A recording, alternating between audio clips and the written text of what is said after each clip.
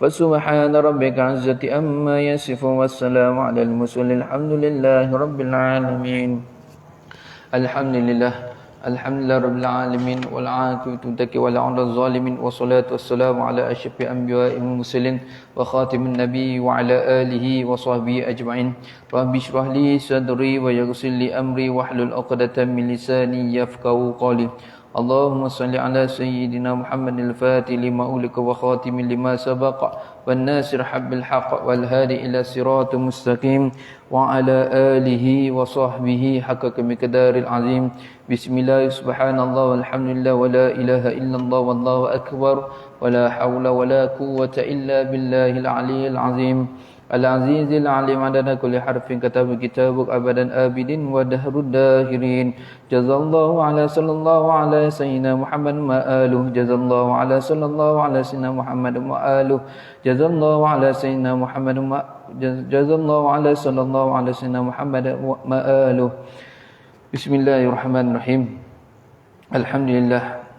Alhamdulillah yang benar kita dapat berkumpul bersama di rumah Allah Subhanahu wa taala. Alhamdulillah yang sering kali saya katakan dan saya ucapkan kita dapat berkumpul bersama-sama yang di mana kita terpilih dan kita dipilih oleh Allah Subhanahu wa taala untuk bersama-sama dalam menghadiri majlis ilmu. Itu yang amat penting. Sebab apa? Bukan semua yang Allah anugerahkan kepada kita menggerakkan tubuh badan kita, menggerakkan hati kita dan menggerakkan segala-galanya untuk hadir ke rumah Allah Subhanahu taala, terutamanya dalam majlis ilmu. InsyaAllah saya akan sambung dalam kitab kita iaitu Kelebihan dan Keutamaan Ingat Kematian yang dikarang oleh Ustaz Ahmad Dasuki Al-Qari, iaitu dalam bab iaitu Padang Mahsyar tuan-tuan. Dalam bab Padang Mahsyar. Pada hari kiamat manusia dihimpunkan di Padang Mahsyar bagi memberi pembalasan terhadap segala amalan di dunia. Maksudnya segala apa yang telah kita lakukan dan segala apa yang kita sama ada baik ataupun buruk, Allah akan berikan dan Allah akan berikan pada waktu bila, iaitu di Padang Mahsyar kelak tuan-tuan. Dalam kitab ini juga yang kita dalam Mu'awzatul yang menceritakan tentang 10 kumpulan manusia ketika di Padang Mahsyar dengan pelbagai ragam. 10 kumpulan manusia. 10 kumpulan manusia ketika di Padang Mahsyar dengan pelbagai ragam. Sa'ad bin Sa'ad menceritakan Rasulullah SAW bersabda, maksudnya akan dikumpulkan manusia di Padang Mahsyar pada hari kiamat nanti di atas bumi yang putih, seperti kamu berada di atas kepingan roti yang dalam keadaan kosong, masing-masing tidak mengenali di antara satu yang sama yang lain. Apabila Allah bangkitkan kita daripada alam barzah, alam barzah merupakan salah satu alam akhiratnya permulaan. Ada yang dikatakan merupakan salah satu alam akhirat. Ada yang menyatakan alam barzah itu merupakan salah satu dunia ataupun kehidupan kita selepas kita yang hidup di atas muka bumi ini. Kemudian kita dimatikan, kita dimasukkan di alam barzah dan kita hidup pada zaman di alam barzah. Sama ada Nabi Muhammad SAW bersabda yang bermaksud sama ada kita yang menentukan sama ada di alam barzah tersebut menjadi taman-taman syurga ataupun sebaliknya. Kita yang menentukan. Di mana tuan-tuan dan puan-puan? Iaitu di dunia. Di dunia yang kita bekalkan di dunia ini, bekalan yang kita buat di dunia ini, apa saja yang kita buat kat dunia ini, kita yang tentukan menjadi antara taman-taman syurga ataupun sebaliknya. Apabila banyak melakukan kebaikan dan menjaga hati kita, itu yang penting. Banyak melakukan kebaikan dan menjaga hati kita, insya-Allah Allah akan balas antara taman-taman syurga dan kita taat segala perintah Allah.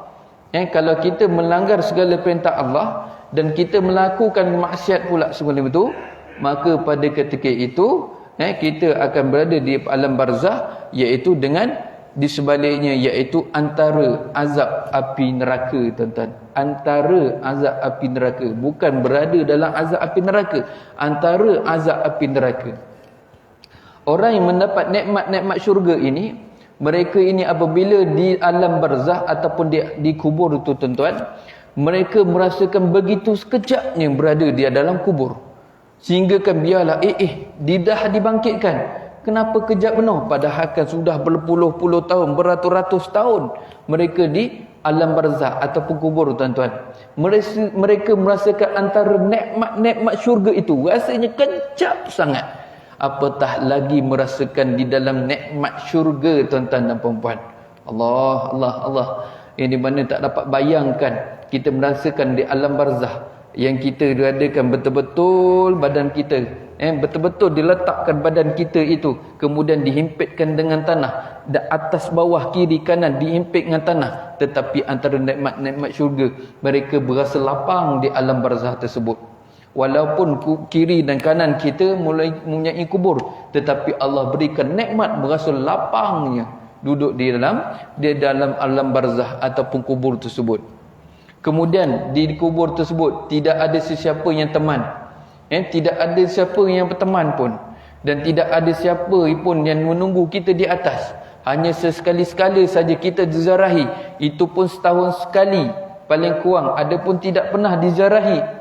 Kuburnya terbiar begitu saja, sunyi. Tetapi orang mendapat antara nikmat-nikmat syurga ini, mereka merasakan apa? Iaitu mereka ada teman di alam barzah.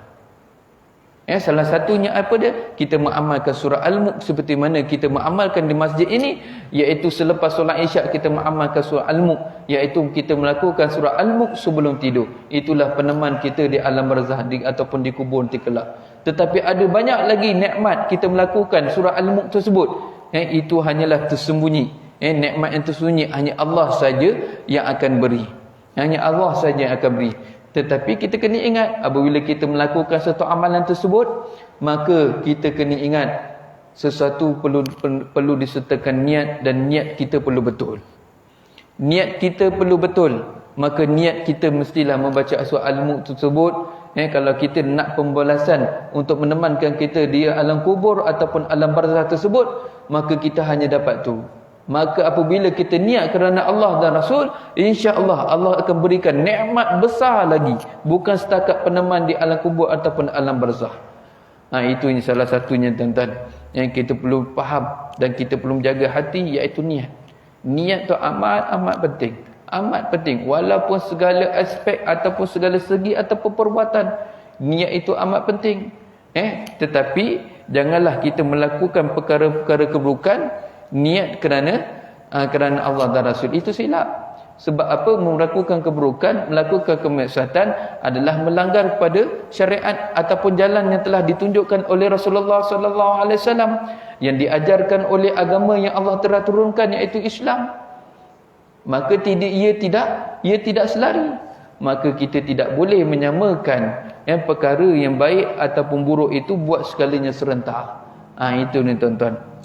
Itulah yang kalau kita faham dan kita perlu tengok. Salah satunya yang kalau kita tengok, orang membandingkan perkara baik dan perkara buruk yang sinonim atau bukan sinonim, yang selalu yang dilakukan ataupun diucapkan oleh mereka.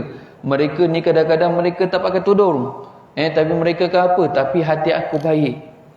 Mulut mereka celupar, mulut mereka kasar, tetapi hati kita baik. Tidak, tuan-tuan. Mulut itu segala perbuatan, segala apa benda, ia datang daripada hati.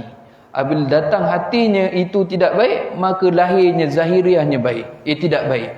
Maka bila hati itu zahirnya baik, apabila hatinya lahirnya perkara yang baik, maka dizahirkan perkara-perkara yang baik.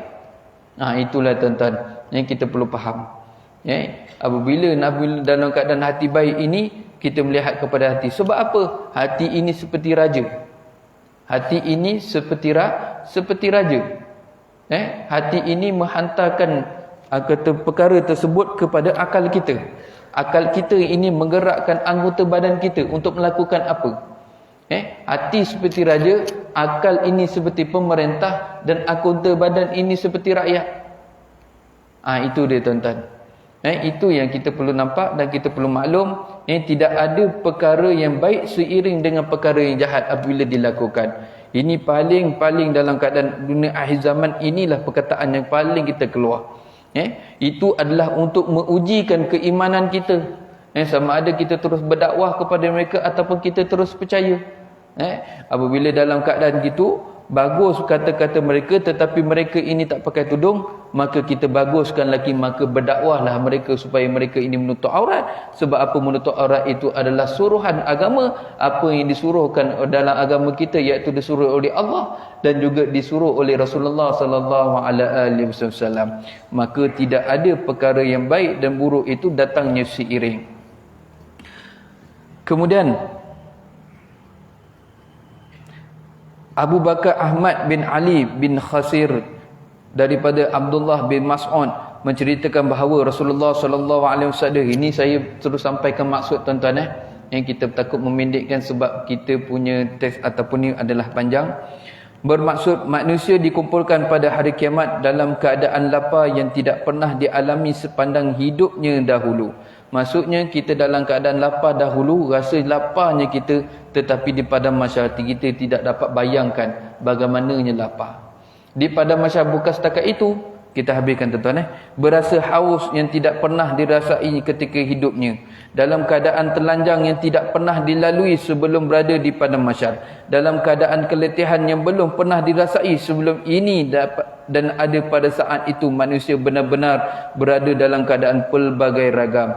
Maksud ni di sini tuan-tuan, kita dibangkitkan selepas mana kita lama dinikmatikan, kemudian dibangkitkan semula. Laparnya kita tidak boleh bayangkan bagaimana lapar di akhirat. Hausnya kita tidak boleh bayang bagaimana haus di akhirat. Dan begitu juga dengan ujian ataupun azab yang kita berikan kepada kita, kita tak tahu apa yang azab yang kita lalui dekat akhirat kelak. Sebab itu para sahabat, tuan-tuan dan puan-puan, para sahabat lebih rela dibalas di dunia apabila dibalas berbanding bila dibalas di akhirat. Sebab mereka tahu di akhirat itu mereka tidak boleh bayangkan kalau seksa bagaimananya, lebih teruk lagi di dunia. Lebih baik mereka ini diazab ataupun diberi orang kata balasan. Senang cerita diberikan balasan di dunia. Dia azab kita tak sesuai untuk para sahabat tuan-tuan. Balasan di dunia iaitu berbanding di akhirat. Itulah para sahabat tuan-tuan. Mereka lebih cenderung untuk dibalas di dunia. Tak apalah aku susah di dunia ni, jangan aku susah di akhirat. Itulah hakikat yang hati dalam para sahabat, yakin dengan apa kata-kata Rasulullah sallallahu alaihi wasallam dan apa yang telah diturunkan oleh Allah Subhanahu wa taala melalui malaikat Jibril, iaitu wahyu, iaitu Al-Quran itu sendiri. Kemudian kalau kita tengok berbagai ragam ni tuan-tuan, iaitu pelbagai yang di mana Allah tunjukkan reaksi ataupun bentuk emosi manusia pada ketika itu, dan kita tidak kenal sesama sendiri pada ketika itu. Kalau kita lihat pada hadis ni dan hadis sebelum ni, maksudnya pada ketika itu ada yang hadis membayangkan itu memang betul. Yang keduanya, kita tidak kenal siapakah yang kiri kanan kita.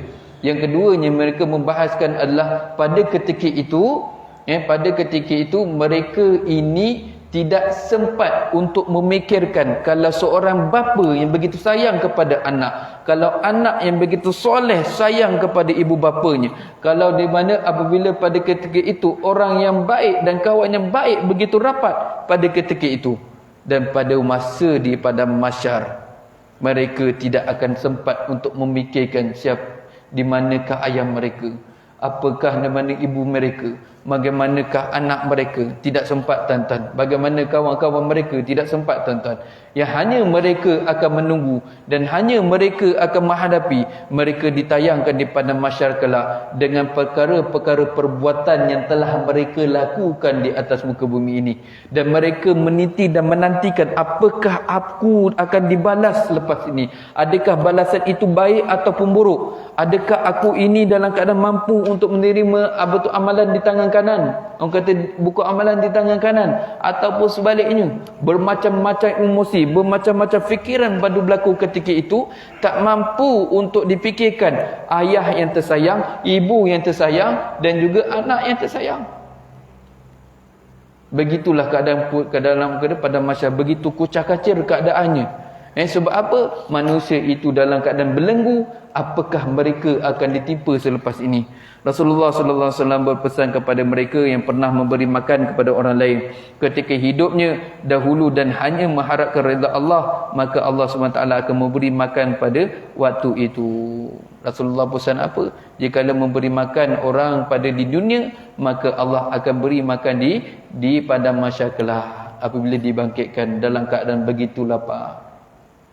Yang kita dapat lihat, dan kalau kita dapat tengok, apabila kita beri makan tersebut, Masya Allah, maka sebab itulah salah satunya apabila adabnya dalam Islam, kalau kita tengok memberi makan di rumah, maka kita hidangkan makanan yang terbaik untuk yang ada di rumah. Terhidang yang terbaik apa yang di rumah. Kadang-kadang kita tak mampu, ada yang siap di rumah, barang kita tak ada, maka kita akan beli di luar dan kita hidang kepada mereka. Itu zaman sekarang. Waktu zaman sekarang kadang-kadang dalam keadaan tersempat, mereka telefon kemudian memberi makan kepada mereka. Itu salah satunya. Itulah yang itu dalam rumah, apatah luar lagi tuan-tuan. Yang luar kita tengok maksudnya di situ adalah yang lebih penting, dan jangan lupa mengutamakan keluarga kita. Mengutamakan keluarga kita. Apabila dalam keadaan kita hendak bersedekah, ini dalam konsep yang lain tuan-tuan, lagi sikit dalam konsep pada masyarakat. Apabila nak bersedekah tuan-tuan, ini adalah digalakkan. Ia adalah digalakkan, tetapi jangan lupa apa yang telah diamanahkan kepada kita, yang telah ditanggungjawabkan kepada kita, yang patut kita beri nafkah. Yang patut kita beri nafkah. Jangan lupa yang orang di isteri dan juga anak-anak kita di rumah. Maka apabila nak beli yang terbaik itu, makalah samalah juga kita beli terbaik yang kepada isteri dan juga anak-anak kita. Jangan kita abaikan. Jangan kita abaikan mereka. Itu adalah tanggungjawab kita, dan itulah yang akan dipertanggungjawabkan, ditanya di alam dia itu di pada mahsyar kelak. Minta maaf, di titian sirat kelak. Pada siapa yang kita belanjakan pendapatan kita tersebut, duit kita tersebut. Sebelum pada siapa yang kita nak dibelanjakan, bagaimana kita dapat pendapatan tersebut? Apakah sumber pendapatan kita? Adakah kita ini dapat menjalankan tanggungjawab pendapatan bersesuai dengan pendapatan kita? Terutamanya orang yang makan gaji. Sebab itu kadang-kadang kita perlu lihat dan kita perlu faham. Kita perlu faham apa? Iaitu kalau kita kerja dalam tempoh contoh dalam pukul 8 hingga pukul 5, dan kata kita punya bos beri kebenaran untuk rehat tengah hari, maka kita dapat rehat tengah hari saja. Dan yang selebihnya kita melakukan kerja. Tetapi kalau ada lebih lagi, yang bos mereka akan atau majikan mereka akan bagi waktu mereka makan sarapan. Itulah salah satunya tuan-tuan. Tetapi kita melewe-lewe ataupun kita tidak mampu memenuhkan waktu kita bekerja tersebut, maka disitulah datangnya cubahah daripada duit yang hasil kita bekerja tersebut, hasil pendapatan. Itu paling kita perlu jaga. Orang yang berniaga tidak menjadi masalah. Sebab apa? Apabila dapat hasilnya, itulah pendapatan mereka. Dan mereka betul-betul bertawakal kepada Allah Subhanahu wa taala. Sebab itu sumber berniaga adalah 9/10 daripada orang kata sumber pendapatannya. Ya, sebab apa? Mereka betul-betul tawakal kepada Allah Subhanahu wa taala, dan rezeki dan orang yang datang itu merupakan pelanggan daripada yang digerakkan oleh Allah Subhanahu wa taala. Sebab itu orang apabila mereka telah berjaya, mereka akan bersyukur. Tetapi apabila Allah beri kenikmatan kepada mereka, makin banyak, takut-takut mereka tidak syukur. Apabila mereka tidak syukur itu, mulalah melakukan perkara-perkara yang lara. Mulalah melakukan perkara-perkara yang maksiat hasil daripada duit mereka. Apabila melakukan perkara maksiat, Allah, maka kita takut kita jatuh kepada kufur ataupun tidak bersyukur kepada nikmat Allah yang telah Allah berikan. Sebab itu kita perlu bersyukur dengan apa yang ada. Allah tak bagikan kita kaya tersebut. Allah tahu kita ini takut kita makin hanyut dan makin leka. Makin hanyut, makin leka. Makin hanyut, makin leka. Maka Allah berikan kita sedemikian yang cukup makan ataupun dalam keadaan sederhana, maka kita dalam keadaan boleh apa? dalam keadaan kita boleh datang melakukan ibadah. Macam ni merupakan orang yang senang. Orang yang senang yang apa? Orang yang senang boleh melakukan beribadah kepada Allah dengan sempurna, tanpa ada gangguan. Dan Allah menggantikan kekayaan nikmat kesenangan tersebut, salah satunya adalah kesihatan. Kesihatan kepada kita. Itulah kita perlu, kadang-kadang kita tak nampak. Kadang-kadang bukan kesihatan kepada kita, kesihatan kepada anak-anak kita, isteri kita. Maka kita tidak mengeluarkan duit yang banyak untuk perubatan. Itu kadang-kadang kita tidak perasan apa yang nikmat yang Allah telah kurniakan kepada kita. Kita telah lupa. Ini pun terutama untuk nasihat diri saya yang masih dalam keadaan banyak lagi nak perlu belajar, tuan-tuan. Baik, kita sambung. Kita masuk balik. Terlupa yang menyatakan tentang sedekah tersebut dah jauh. Yang sedekah itu saya dah terangkan, tuan-tuan. Ada yang satu kisah yang di mana kisah ini pada waktu itu orang yang cukup dermawan. Orang yang cukup dermawan, dikenali oleh orang yang cukup dermawan. Tetapi pada ketika itu yang ada perigi yang dipanggilkan roh yang baik. Maka bila dipanggilkan namanya di perigi tersebut, maka ia tidak jawab. Tidak jawab. Apabila dicari tersebut, kenapa dah tidak jawab? Padahal orang ini penuh dengan dermawan. Orang ini cukup dengan sukanya bersedekah. Dan pada ketika itu dia mencari tempat yang orang kata roh yang diazab tersebut, maka menyahutlah ia roh tersebut. Maka pada ketika itu apa, tuan-tuan? Pada ketika itu mereka berapa menyesali, kemudian jumpa kepada keluarga, rupanya mereka dermawan, atau dia ni seorang dermawan atau suka sedekah di luar, tetapi anak ataupun orang yang di rumah mereka abaikan, adik-beradik mereka abaikan. Ini yang paling kita takut, tuan-tuan. Ini paling kita takut. Dan kita perlu risau. Kita lihatlah sekeliling kita, terutamanya adik-beradik kita.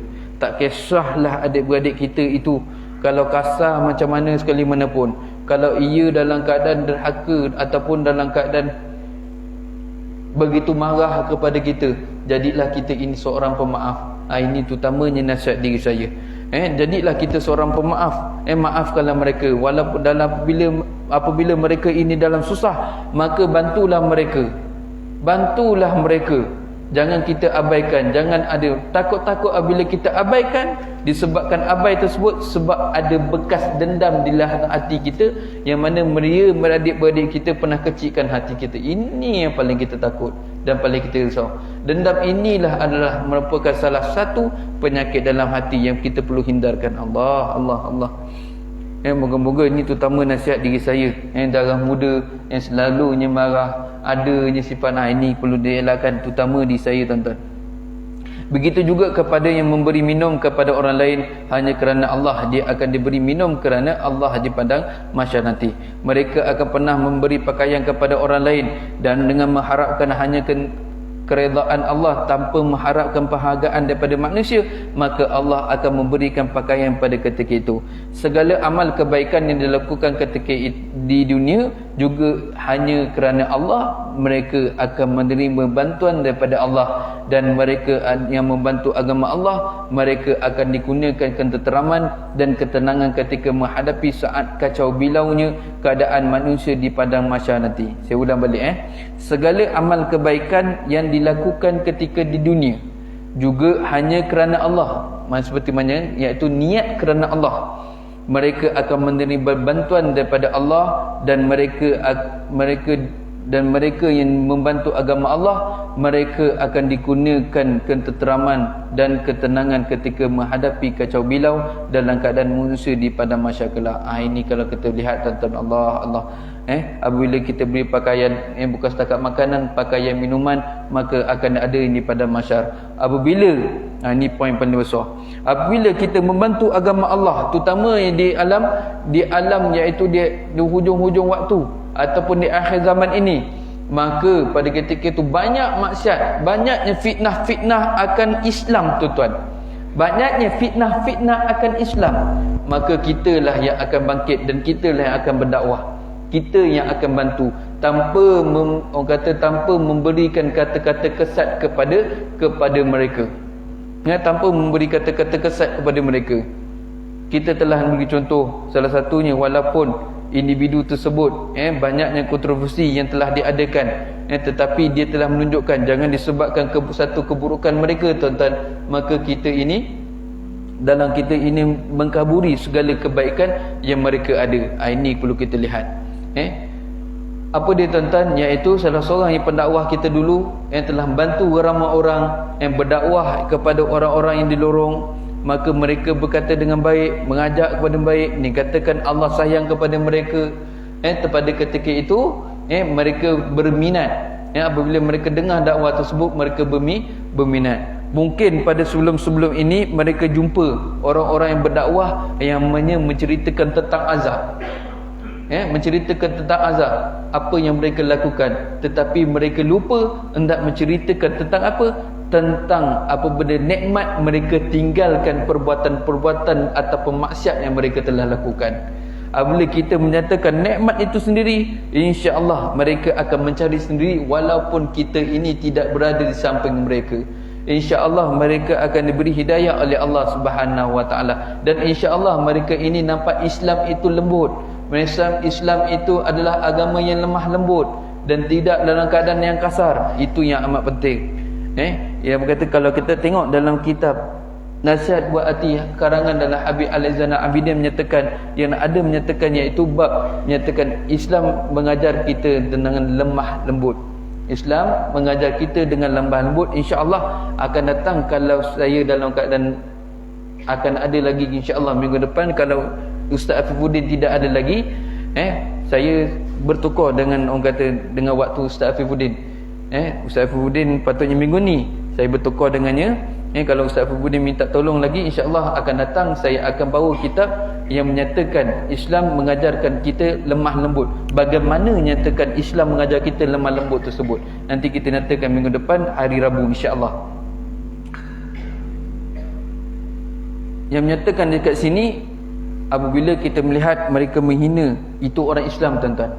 Orang Islam menghina agama Islam itu sendiri. Menyatakan mereka mengajar tahfiz, mereka belajar tentang ilmu agama, tetapi mereka mendedahkan aurat mereka dengan orang ramai. Itu adalah salah satu keaiban yang dalam Islam itu sendiri. Dalam Islam itu sendiri mereka memakai ihram walaupun mereka ini dalam tukar jantina tuan-tuan. Ada tuan-tuan yang sebelum ini laki yang tukar kepada perempuan, perempuan tukar kepada laki. Allah. Adakah mereka tidak tahu di mana Mekah Al-Mukarramah itu adalah tempat yang di mana pembalasan di dunia? Adakah mereka tidak sedar dekat situ? Adakah mereka tidak tahu? Adakah mereka tidak percaya dengan pembalasan Allah Subhanahu Wa Taala? Allah. Sebab itu kita perlu faham dan kita ajar kepada mereka tentang apa yang kita perlu ada dan apa yang perlu ada dalam Islam itu sendiri. Sedikit demi sedikit Islam itu terhakis, sedikit demi sedikit Islam itu dicabar, tetapi bagaimana kita hendak untuk membalas balik ataupun untuk kita nak mengcounter balik. Dalam kitab ini menerangkan, iaitu berkata manusia mencorakkan hidupnya sejak di dunia lagi supaya berada dalam keadaan yang selamat ketika menghadapi pelbagai ragam di padang mahsyar kelak adalah mereka yang tergolong mendapat kebaikan. Mereka manusia yang mencorakkan hidupnya sejak di dunia ini lebih atau lagi supaya berada di dalam keadaan selamat dan keadaan menghadapi ragam di padang mahsyar kelak adalah mereka yang tergolong mendapatnya kebaikan. Maksudnya apa? Mereka ini telah tahu apa yang mereka patut buat dekat atas muka bumi ini, yang mana kita ini menjadi khalifah dekat atas muka bumi ini, yang menegakkan agama Allah, dan juga yang kita beribadah kepada Allah, yang menjadi hamba Allah Subhanahu Wa Taala. Apa dia? Melakukan apa yang disuruh dan meninggalkan apa yang dilarang. Itu yang kita perlu faham. Salah satunya nafkah pun apa yang disuruh oleh Allah Subhanahu Wa Taala, yang telah dipertanggungjawabkan oleh Allah Subhanahu Wa Taala. Apa dia? Supaya apa? Supaya memberi nafkah, iaitu makan, minum, tempat tinggal, pakaian kepada isteri dan juga anak-anak kita. Itu salah satunya kita perlu faham. Itu merupakan tanggungjawab. Dan perlu kita tahu, dan dalam selangan dan perlu tanggungjawab, ada juga kita boleh melakukan amal ibadah. Janganlah disebabkan tanggungjawab kita, untuk kita anak dan isteri kita tanggungjawab tersebut, kita lalai untuk melakukan ataupun perkara yang telah diwajibkan ataupun difardukan oleh Allah Subhanahu Wa Taala. Salah satunya solat fardu 5 waktu tersebut. Maka solatlah pada waktunya, insya-Allah perjalanan kita ataupun kehidupan kita akan jadi mudah. InsyaAllah. Macam mana masalah sekali mana pun, Allah akan mudahkan perjalanan tersebut, insyaAllah. Baik, 10 kumpulan di padang mahsyar. Rasulullah SAW pernah menyebut kepada Ibnu Mas'ud, yang diriwayatkan oleh Muaz bin Jabal, yang bersabda, aku bertanya kepada Rasulullah SAW, apa yang dimasukkan oleh Allah pada hari ditiup sangkakala manusia itu datang di dalam keadaan berbondong-bondong? Apakah yang dimasukkan oleh Allah mereka ini datang dalam keadaan berbondong-bondong? Baginda menjawab, wahai Muaz bin Jabal, apabila kamu bertanya soalan ini, aku rasa besarnya nilai soalan ini. Kemudian Rasulullah SAW mengalirkan air mata dan berkata, umatku dikumpulkan di padang mahsyar nanti dalam keadaan 10 kumpulan. Umatku dikumpulkan di padang mahsyar dalam 10 kumpulan. Allah akan membezakan kumpulan orang Islam dan menggantikan wajah mereka berwarna putih, cantik dan indah. Allah membezakan kumpulan orang Islam iaitu orang yang berwarna putih, cantik dan indah, yang kita tengok bersinar berseri, indahnya rupanya. Ada juga yang dalam kalangan manusia yang berubah wajahnya seperti kera dan babi, dan ada yang kakinya di atas dan berjalan dengan mukanya di bawah, dan ada yang menjadi buta dan berjalan tanpa arah dan tujuan. Ada yang menjadi tuli dan bisu dan seolah-olah hilang akal.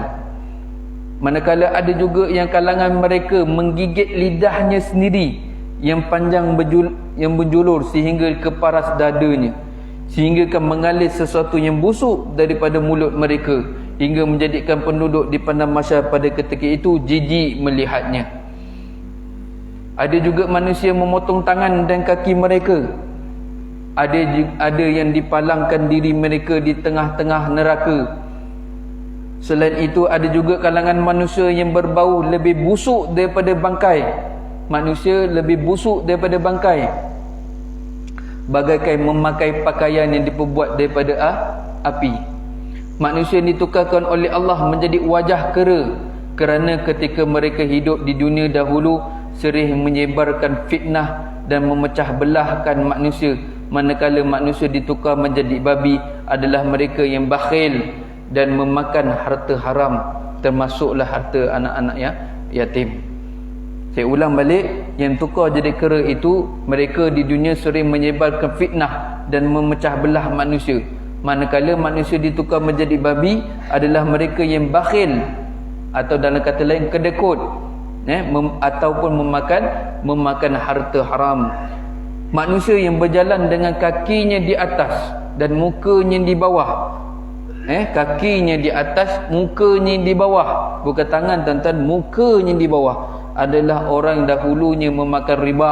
Manakala mereka yang buta ketika di padang mahsyar, kerana ketika hidupnya di dunia suka hati mempermainkan hukum-hukum agama Allah. Ini paling kita takut tuan-tuan. Ini paling kita takut, iaitu yang pertama, iaitu dahulunya memakan riba. Memakan riba dan hasil perniagaan segala hasil riba. Sebab itu mereka ini jalan di padang mahsyar dalam keadaan mereka ini kakinya di atas, mukanya di bawah. Allah hinakan dalam keadaan air mukanya. Dan kemudian dia buta ketika mana di padang mahsyar, iaitu dalam keadaan dunia mereka ini mempermainkan hukum hakam Allah. Iaitu inilah paling kita takut tuan-tuan. Paling kita takut. Banyak sangat di dunia di akhir zaman ini mereka memutarbalikkan hukum-hukum Allah. Mereka yang ditukarkan menjadi buta kerana ketika hidup dahulu tidak dihiraukan soal halal dan haram, dan mereka menjadi tuli. Ni buta tadi itu tidak, salah satunya lagi satu, iaitu tidak mengesahkan halal dan haram. Tadi yang kita tengok, mereka yang buta itu mempermainkan hukum hakam agama. Yang kedua ini adalah ketika mana itu masih hidupnya dahulu menghiraukan soal halal dan haram. Kedai Cina pun makan. Ini kalau minta maaf, minta muka Cina. Kedai yang bukan Islam pun makan. Ini kalau kita takut. Bulan puasa tuan-tuan, bulan puasa. Ada tuan-tuan. Dekat mana? Ada salah satu restoran tuan-tuan. Allah, bulan puasa bukanya di situ. Apakah nilai puasa mereka tuan-tuan? Allah, kita takut. Kalau dalam keadaan mereka itu Islam tidak mengapa. Bayangkan apakah hasil kuali-kuali yang mereka masak tersebut. Apakah hasil? Tahalkan kita pun pegang pun kita kena sertu. Pegang pun kita kena sertu. Kena basuh 7 kali basuhan. Air tanah dan juga air orang kata air mutlak tersebut. Ni apatah lagi dia masak dalam kuali yang sama. Kemudian masuk dalam perut. Allah. Ini yang paling kita takut tuan-tuan. Paling kita takut. Ni kadang-kadang ada juga yang sekolah-sekolah nak buat tempat-tempat yang terbuka. Kadang-kadang pergi tempat-tempat dalam keadaan itulah tuan-tuan. Ini yang kita paling takut. Allah, takut tersebut tuan-tuan. Baik, kita sambung. Mereka ini menjadi tuli dan bisu. Tuli ni apa? Pekak tuan-tuan. Menjadi tuli dan bisu ini kerana apa? Kerana dekat dunia ini mereka ini rasa kagum kepada dirinya sendiri, iaitu ujub pada diri sendiri, kagum. Yang mereka dah buat baik, mereka kagum. Ini paling kita takut. Baik tuan-tuan, insya-Allah kita sambung untuk akan datang tuan-tuan. Kita sambung untuk akan datang, iaitu kita akan flashback balik 10 golongan tersebut. Apakah mereka akan berlaku kat dunia ini, insya-Allah kita akan sambung ke hadapan. Moga-moga tuan-tuan, terutamanya kita, ahli keluarga dan kita dan ahli keluarga kita, terutamanya ibu bapa kita, mati dalam husnul khatimah, dielakkan daripada mati dalam su'ul khatimah. Di padang mahsyar kelak, apabila orang kata di padang, minta maaf, apabila di alam barzah kelak, antara dapat nikmat-nikmat syurga dan dielakkan dari azab api neraka. Apabila dibangkit kelak di padang mahsyar, diakui sebagai umat Nabi Muhammad sallallahu alaihi wasallam, dia mendapat syafaat Nabi Muhammad sallallahu alaihi wasallam, dapat minum daripada telaga Kausar, dapat menerima buku dan buku amalan di sebelah tangan kanan, dapat beratnya mizan di sebelah kanan, mudahnya bila meniti titian sirat, dan moga terutamanya ibu bapa kita itu masuk syurga bersama-sama Rasulullah sallallahu alaihi wasallam. Rabbana atina fid dunya hasanah wa fil akhirati hasanah wa qina azabannar. Wa sallallahu ala sayyidina Muhammad wa ala alihi wasallam. Wa subhana rabbika izzati amma yasifun. Wassalamu ala al-mursalin walhamdulillahi rabbil alamin. Kita tutup majlis ilmu kita dengan tasbih kafarah wa sutu'as. Subhanakallahumma wa bihamdika asyhadu an la ilaha illa anta astaghfiruka wa atubu ilaik. Bismillahirrahmanirrahim. Wal 'asri innal insana lafi khusr illa allazina amanu wa 'amilus solihati wa tawassaw bil haqqi wa tawassaw bis. Assalamualaikum warahmatullahi wabarakatuh.